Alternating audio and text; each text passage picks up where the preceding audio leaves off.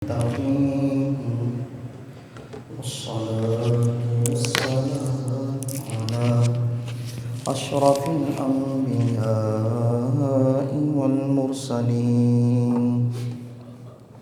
أما بعد فأعوذ بالله من الشيطان الرجيم بسم الله الرحمن الرحيم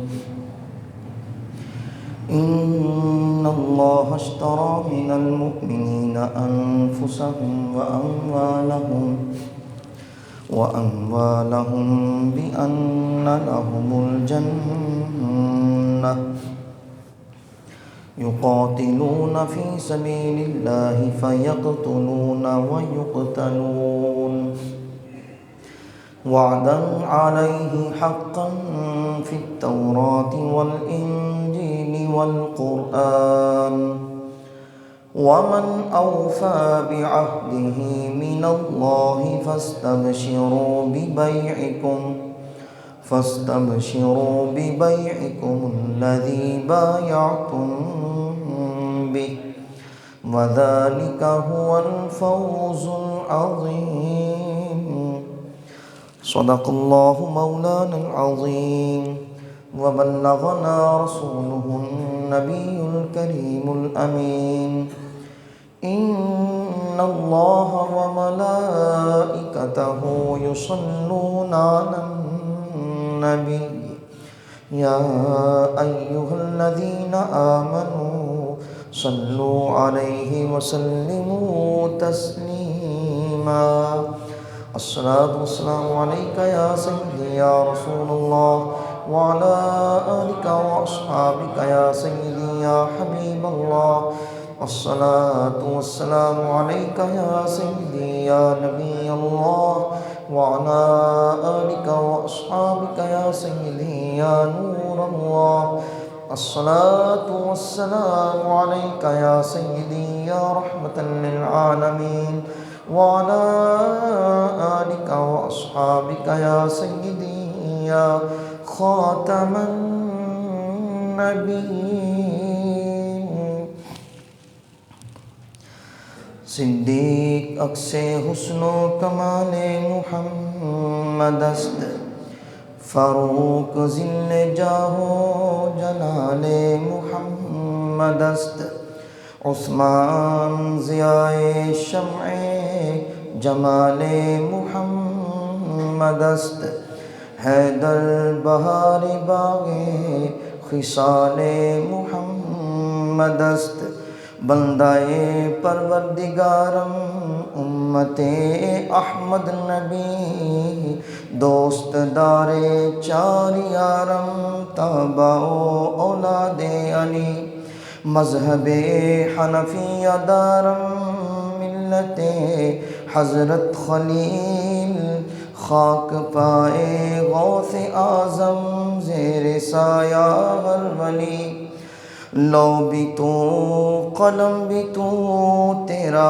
وجود الکتاب گنبد آبگینہ رنگ تیرے محیط میں حباب عالم آب و خاک میں تیرے ظہور سے فروغ ذرہ ریگ کو دیا تو نے طلوع آفتاب شوکت سنجر و سلیم تیرے جلال کی نمود فقر جنید و بایزید تیرا جمال بے نقاب شوق تیرا اگر نہ ہو میری نماز کا امام میرا قیام بھی حجاب میرا سجود بھی حجاب اور تیری نگاہ ناز سے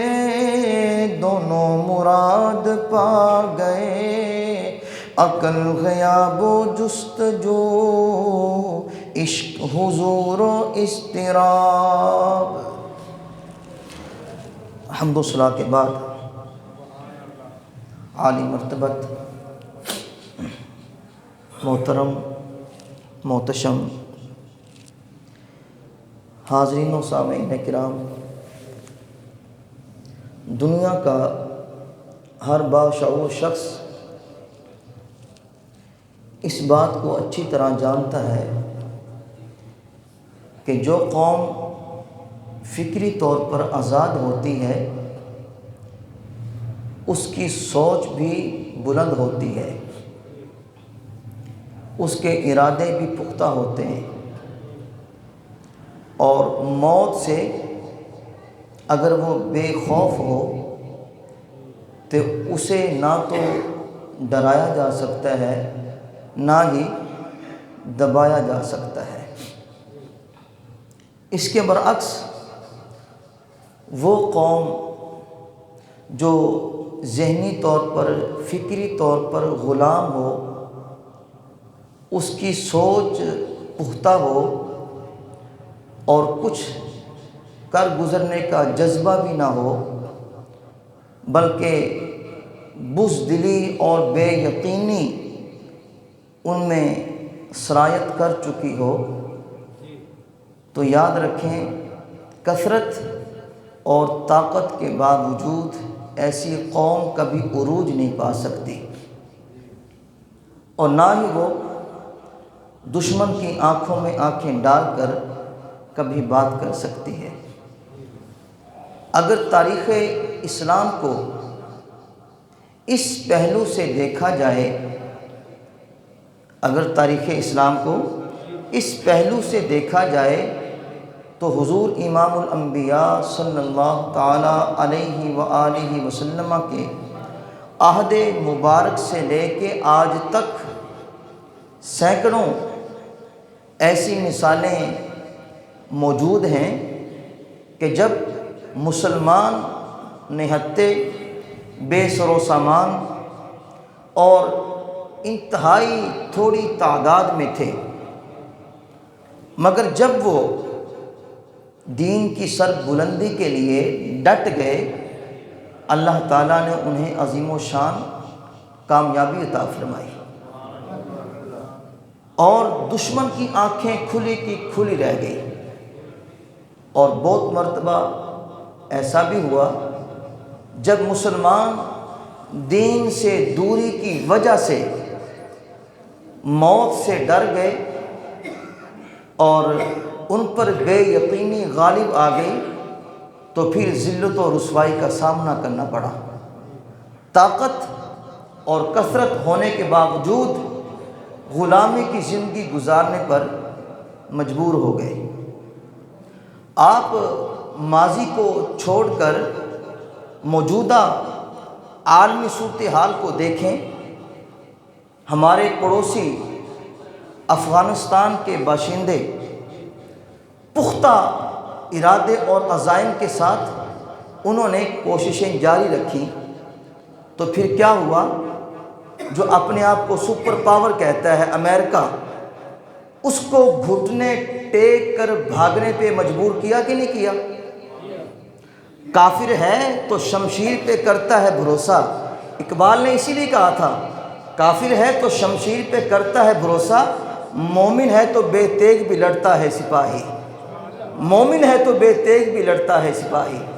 اچھا جی، اپنے آپ کو سپر پاور کہتا تھا امریکہ، مگر بھاگا دم دبا کے، جبکہ پاکستان سمیت طاقتور اسلامی ممالک کے حکمران آج بھی مغرب اور امریکہ کی آنکھوں میں آنکھیں ڈال کر بات کرنے کی جرت نہیں رکھتے۔ اقبال کہتا ہے کہ غلامی میں ناکام آتی ہیں شمشیریں نہ تدبیریں، غلامی میں ناکام آتی ہیں شمشیریں نہ تدبیریں، جو ہو ذوق یقین پیدا تو کٹ جاتی ہیں زنجیریں۔ کوئی اندازہ کر سکتا ہے اس مرد مومن کا، نگاہ مرد مومن سے بدل جاتی ہیں تقدیریں۔ یقین محکم عمل پہ ہم، محبت فاتح عالم، جہاد زندگانی میں یہ ہیں مردوں کی شمشیریں۔ انسان کے اندر یقین اور آگے عمل اور محبت، یہ تین چیزیں اقبال نے بیان کر دی ہیں۔ یقین محکم عمل پہ ہم، محبت فاتح عالم، جہاد زندگانی میں یہ ہیں مردوں کی شمشیریں۔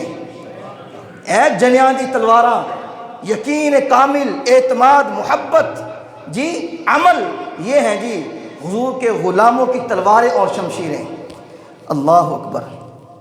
اور تاریخ کے اوراق کے اندر ایک بڑا ہی عجیب واقعہ لکھا ہوا ہے۔ وہ واقعہ کیا ہے؟ ایک جانب وقت کی سپر پاور روم اور جدید اسلحہ سے لیس، اس نے 2 لاکھ فوج جمع کی، اور اس کے مد مقابل حضور کے غلاموں کا ایک معمولی سا لشکر 3000 کا۔ 2 لاکھ بامقابلہ 3000 مختصر دستہ ہے۔ ایسا منظر کبھی چشم فلک نے نہیں دیکھا۔ چشم فلک نے جب یہ منظر دیکھا ہوگا تو کہتا ہوگا آخر یہ جنیں ہیں کون؟ نہ انہیں جانوں کی پرواہ ہے، نہ ان کے پاس کوئی زیادہ اسلحہ ہے، نہ گھوڑے ہیں، نہ ہی سواریاں ہیں، اور لطف کی بات 1000 کلومیٹر کی دوری کے فاصلے پر دشمن کے گھر جا کے لڑائی کر رہے ہیں۔ دشمن کے گھر جا کے لڑائی، اور ایک مجاہد کے حصے میں تقریباً 66 دشمن آتا ہے۔ 66 دشمن، 66۔ اللہ اکبر۔ تو بہادری اور شجاعت کی یہ انوکھی داستان کسی اور نے نہیں، بلکہ میرے اور آپ کے پیارے آقا مولا احمد مجتبیٰ جناب محمد مصطفیٰ صلی اللہ تعالیٰ علیہ وآلہ وسلم کے غلاموں نے جمادی الاول 8 ہجری میں رقم فرمائی مقام موتا پر۔ اسی لیے اسے مارکہ موتا کا نام دیا جاتا ہے۔ آج کے خطبہ جمعہ المبارک میں اسی کے متعلق چند باتیں آپ کے گوش گزار کرنے کی سعادت حاصل کروں گا۔ اللہ تعالیٰ میری زبان پر کلمۃ الحق جاری فرمائے۔ احباب ذی وقار، اسلام کی ابھرتی ہوئی طاقت سے خوف زدہ ہو کر اس وقت کا سپر پاور جو تھی نا روم، اس کے بادشاہ نے مسلمانوں سے لڑنے کے لیے، جنگ کے لیے فوج تیار کرنا شروع کر دی۔ دوسری جانب شام کے شہر بصرہ کے عیسائی گورنر شاہ روم نے یہ اعلان کیا اگر کوئی بھی عربی شخص اسلام قبول کرے نا اسے قتل کر دیا جائے۔ حضور نبی کریم صلی اللہ تعالیٰ علیہ وآلہ وسلم نے اپنا ایک قاصد بھیجا شاہ روم کی طرف کہ جا کے ان کو اسلام کی دعوت دو، اگر کلمہ پڑھ لیں ٹھیک ہے، نہیں تو جہاد شروع کر دینا۔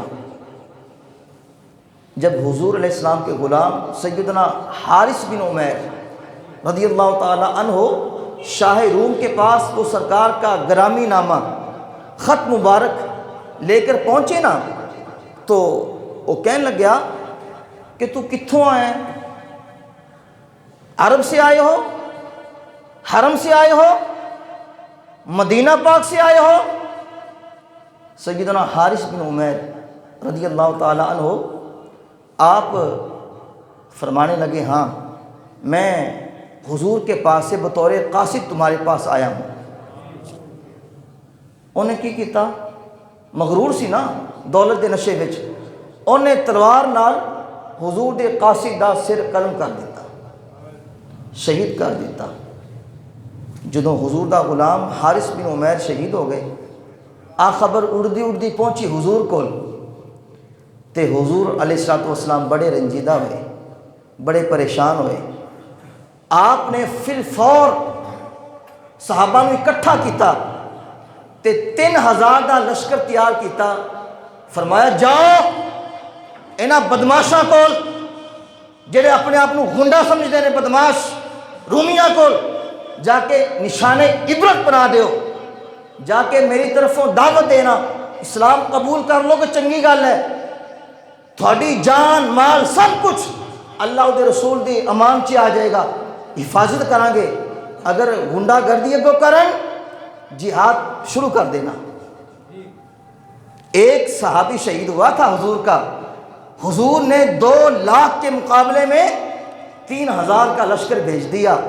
یہاں کشمیر اجڑ گیا، فلسطین برباد ہو گیا، چیچنیاں، بوسنیاں، برما کی بچیوں کے کباب بنا کے انہوں نے بنائے. جی عراق اجڑ گیا. یہاں ہمارے حکمران کہتے ہیں جی جو کشمیر میں جائے گا، جو بارڈر کراس کرے گا، وہ پاکستان کا بھی غدار ہے اور کشمیریوں کا بھی غدار ہے. میں کیا نلہکا، اگر تو دین نہیں پڑھے ہیں آ کے علماء کی صحبت سے بیٹھ جا، تینوں پتہ چلے دین کہندا کی ہے، قرآن کہندا کی ہے. چگلا نہ مار، ہلے حضور دے غلام زندہ نے. آئے طریقہ کار، آئے آدھے گھنٹے توپچے کھڑے ہو جاؤ، باہر کھڑے ہو جاؤ. یہ احتجاج ہے. میں کہ احتجاج نہیں، ذرا لا تڑی مودی نو کہ اسی ادھے گھنٹے جی آ رہے ہیں، پھر ویکھی مودی دی ٹنگا کیویں کم دیاں نے. کمال ہو گیا یار. تسی پتہ نہیں کتھوں جناب پڑھ کے آ گئے ہو تو کی تسی سمجھتے اپنے آپ نو. حضور دے غلام زندہ نے ہلے، ایسی گل نہیں. ایک حضور دا غلام شہید ہویا سی. کتاب میرے کو موجود ہے، قرآن ہے، میں تمہیں وکھا سکنا. جو بڑی بڑی معتبر کتابیں ہیں اس کے اندر یہ بات موجود ہے. جنگ موتا نکال کے کھول کے پڑھ لیں. ایک صحابی شہید ہوا، حضور نے 3000 کا لشکر روانہ کر دیا.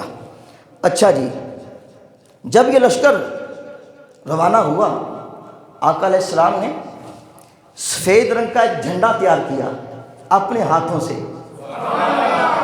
سفید رنگ کا جھنڈا تیار کیا اپنے دستے مبارک سے، اور اپنے مجاہدین کو چھوڑنے کے لیے مدینہ پاک سے ثنیۃ الوداع کا مقام تقریباً 3 میل کا فاصلہ ہے. حضور پیدل تشریف لائے اور اپنے غلاموں کو ہدایات جاری فرمائیں جنگ کے بارے میں. اور آقا علیہ السلام نے ارشاد فرمایا، سپہ سالاری سیدنا زید بن حارثہ رضی اللہ تعالیٰ عنہ کے سپرد کرتے ہوئے فرمایا کہ اے مجاہدین، تمہارا سپہ سالار زید بن حارثہ ہے. اور آگے پھر آپ نے مکمل بیان فرمایا. عزیزان گرامی، یہ ہے میرے پاک نبی کا اسوہ رسول، اسوہ مصطفیٰ جو میں آپ کے سامنے پیش کرنے لگا ہوں. میرے پاک نبی صلی اللہ تعالیٰ علیہ وآلہ وسلم نے سپہ سالاری سیدنا زید بن حارثہ رضی اللہ تعالیٰ عنہ کے حوالے کرتے ہوئے فرمایا، اے مجاہدین، اے میرے صحابہ، تمہارا سپہ سالار زید ہے. اگر یہ شہید ہو جائے تو پھر تمہارا سپہ سالار جعفر تیار ہوگا. اگر وہ بھی جام شہادت نوش فرما لیں پھر تمہارا سپہ سالار عبداللہ بن رواحہ ہوگا. اگر وہ بھی شہید ہو جائیں پھر تمہارا جس کو جی چاہے اپنا سپہ سالار، اپنا امیر مقرر کر لینا. میرے پاک نبی صلی اللہ تعالیٰ علیہ وآلہ وسلم نے مجاہدین کو حکم فرمایا، جہاں میرے قاصد نے سیدنا حارث بن عمیر نے شہادت پائی ہے ان کی شہادت گاہ پر جانا، وہاں کے کفار کو دعوت اسلام دینا. اگر وہ مان جائے تو اچھی بات ہے، نہیں تو اللہ تعالیٰ سے مدد طلب کر کے ان پہ جہاد شروع کر دینا. اگر وہ مان جائے تو اچھی بات ہے، نہیں تو اللہ تعالیٰ سے مدد طلب کرنا اور جہاد شروع کر دینا. آقا کریم صلی اللہ تعالیٰ علیہ وآلہ وسلم کے فرمان سے یہ بات واضح ہو رہی ہے، اسلامی جہاد کا مقصد لوگوں کو قتل کرنا نہیں، نہ ہی اپنی حکومت بنانا ہے، بلکہ اسلامی جہاد کا مقصد مالک کا نظام قائم کرنا ہے. یہی وجہ ہے دوران جنگ اگر کفار اسلام قبول کرنے کا اعلان کر دے تو پھر کیا کرنا ہے؟ جہاد موقوف کر دینا ہے. اگر نہ کریں تو جہاد جاری رکھنا ہے. اللہ اکبر. عزیزان گرامی، مجاہدین موتا مدینہ پاک سے نکلے صبح سویرے، جمعہ کا دن تھا جب حضور کے صحابہ جناب مقام موتا کی جانب روانہ ہوئے۔ سیدنا عبداللہ بن رواحہ رضی اللہ تعالی عنہ پیچھے رہ گئے۔ ان کی نیت تھی آج جمعہ ہے، میں جمعہ کی نماز آقا کریم کے پیچھے ادا کر لوں اور پھر تیز رفتاری کے ساتھ جا کے صحابہ سے مل جاؤں گا۔ وقت گزرتا گیا، جمعہ کا ٹائم آ گیا۔ آقا کریم نے خطبہ ارشاد فرمایا، نماز ادا فرمائی۔ نماز پڑھانے کے بعد جب صحابہ سے مصافحہ کر رہے تھے تو نظر پڑی عبداللہ بن رواحہ پر۔ فرمایا، او عبداللہ تو کیوں نہیں گیا مجاہدین دے نال؟ سارے مجاہدین ٹر گئے، تو پچھوں کیوں رہ گیا؟ عبداللہ بن رواحہ عرض کرنے لگے، یا رسول اللہ، والضحیٰ دے چہرے والے، واللیل دی پیاریاں زلفاں والے، والعصر دے پیارے زمانے والے، لا امرکا دی پیاری جان والے، علم نشرح دے پیارے سینے والے، وما ینطق عن الہویٰ دی پیاری تے سونی زبان والے، ید اللہ دے مبارک سونے پیارے ہتھاں والے، لا امرکا دی پیاری جان والے، یاسین دے مبارک سہرے والے، حامیم دے کنڈلاں والے۔ یا رسول اللہ، میری نیت آسی، میں جناب دے پیچھے جمعہ پڑھ کے چلا جاؤں گا۔ میرے پاک نبی نے فرمایا، لو انفقت ما فی الارض ما ادرکت فضل غدواتہم۔ اے عبداللہ، ہن تو پوری زمین دے سارے خزانے بھی راہ خدا چے خرچ کر دیں، لیکن جڑے صحابہ صبح چلے گئے نے انہاں دی تو عظمت نو نہیں پا سکدا۔ جڑے چلے گئے انہاں دی عظمت ہو رہا ہے، جڑا ثواب رب نے انہاں نو دیتا ہے نا تو اس تو محروم رہ گیا۔ لا غدوۃ او روحۃ فی سبیل اللہ خیر من الدنیا وما فیہا، یعنی دن کے آخری یا دن کے ابتدائی یا آخری حصے میں ایک مرتبہ کبھی بھی راہ خدا میں نکلنا دنیا و ما فیہا سے بہتر ہے۔ دن کے ابتدائی یا آخری حصے میں ایک مرتبہ اللہ کی راہ میں فی سبیل اللہ کی راہ میں نکلنا دنیا و ما فیہا سے بہتر ہے۔